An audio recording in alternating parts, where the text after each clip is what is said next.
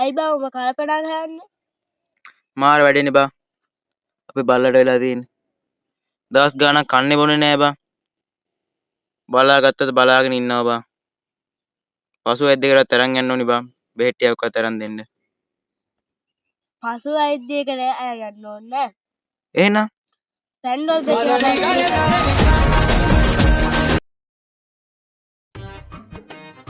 හොඳ වෙයි.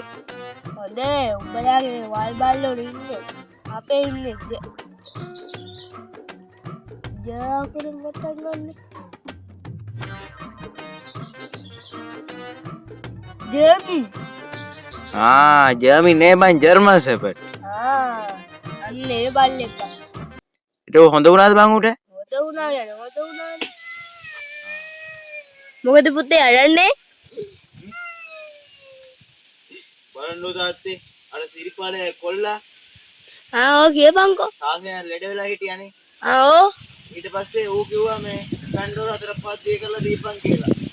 ඒ දුන්න ගමන් තාත්තින් හරි දැක්කද යන්නේ කල්ලා ඔය සිරිපාලයක් කොල්ලා ඔහොමමයි. එපන්කෝ කාද අල්ලවද්දි.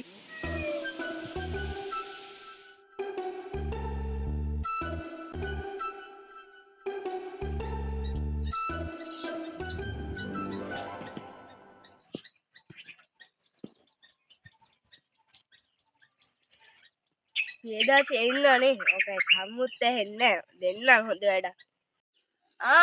පියදාස මාමා. පුටා පොල්ගෙඩියක් වවටුණාවත්ෝ. මොකද්ද බොලමේ?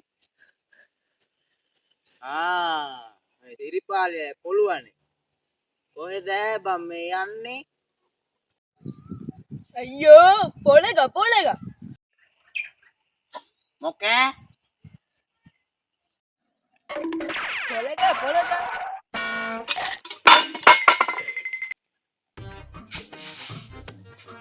අයියෝ නොදකින් විතරක් කියලා. අද නෙවෙයි බං.